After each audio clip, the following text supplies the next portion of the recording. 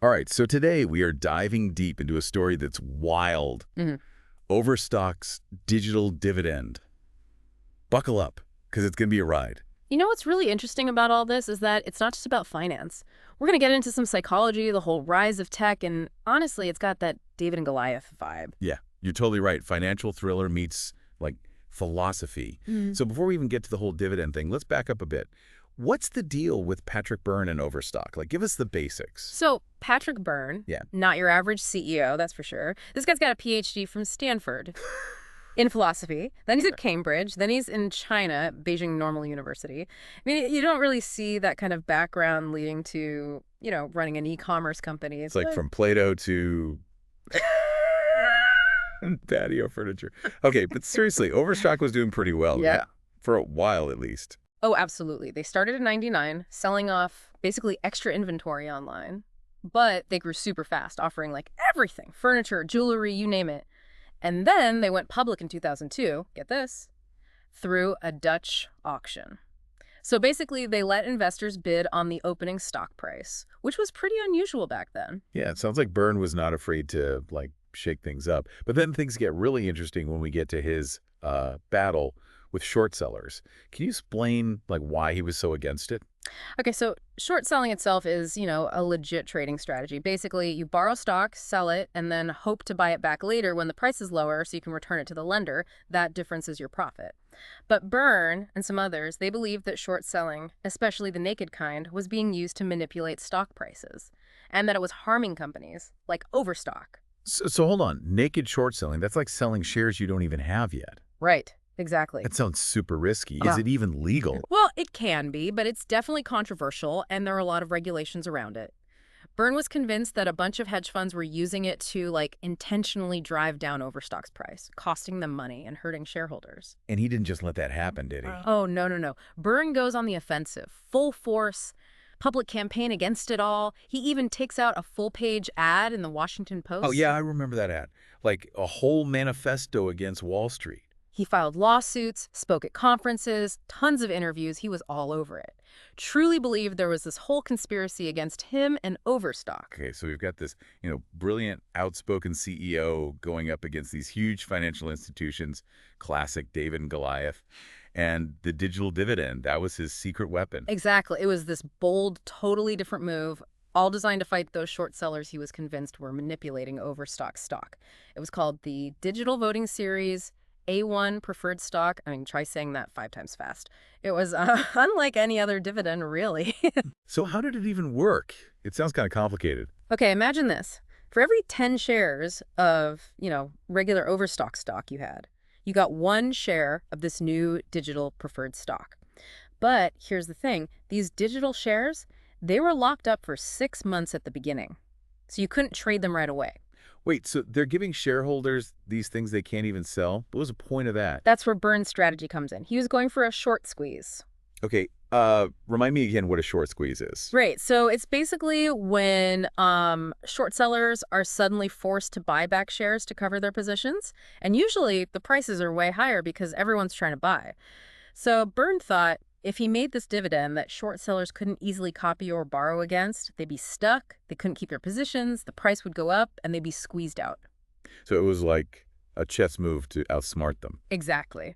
Super risky move, but for a while it looked like it might work. Yeah, what happened? Did the market go nuts? Oh, yeah. Overstock's stock jumps over 60% just 2 weeks after they announce it. Hits a 52-week high of, almost $30 a share.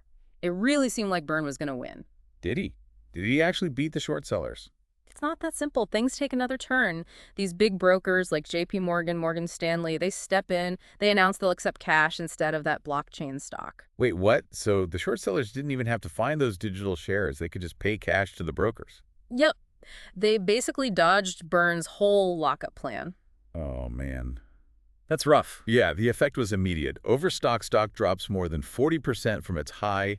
It seemed like Byrne's plan had totally backfired. So what did he do? Give up. Byrne, give up, never. Overstock says they're changing the dividend. No more lockup, period. You could trade those digital shares right away. Okay, now I'm lost. First he locks them up, then it doesn't work, so he unlocks them. I know, right? A lot of people were confused. Some thought maybe regulators were pressuring him. Others thought he realized the original plan just wasn't going to work. Whatever the reason, that was the end of the short squeeze.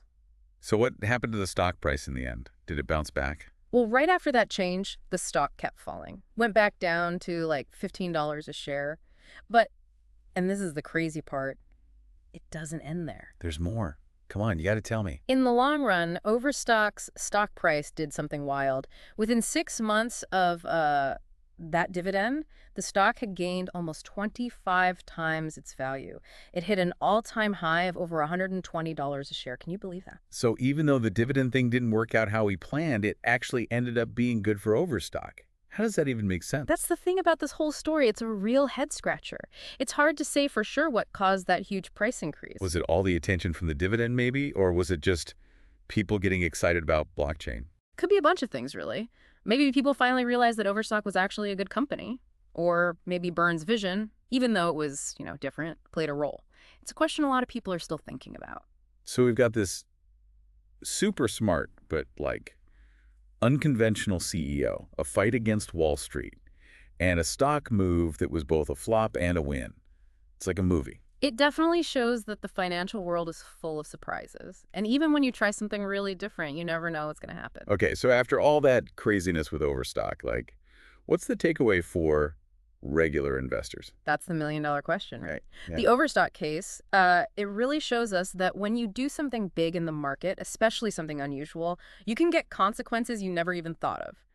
Byrne was all about fighting those short sellers, but he ended up starting this whole conversation about how the market even works. Blockchain, individual investors, it all got stirred up. So it's like he threw a rock in a pond and the ripples just kept going. Exactly. And, Overstock's story also shows how complicated and unpredictable the market is. Byrne's plan, at first it seemed brilliant, then it was a disaster, and then it's a success. There were so many twists and turns. It's like trying to predict the market is impossible. Let's just say it keeps you humble. The Overstock case, it's a warning. Even for someone as smart as Patrick Byrne, don't get too confident. Yeah, good advice. But what about individual investors? It seemed like Byrne was really trying to give them a way to fight back against Wall Street, right? Did it work? That's a tough one. I mean, on one hand, the digital dividend, it got a lot of attention from individual investors. A lot of them really liked Byrne's message, but then the strategy itself was super complicated. The stock was all over the place. And when he moved away from that short squeeze, some people felt, I don't know, confused, maybe even like he let them down. That's a bummer. So it's kind of like a sad story, a leader with a big vision going up against the system, but his plan was messed up and also kind of worked. Yeah, that's a really good way to put it. And like all good stories, this one leaves us with questions. Was the dividend a success or a failure? Did Byrne get what he wanted, or did he create even more problems? Right, right.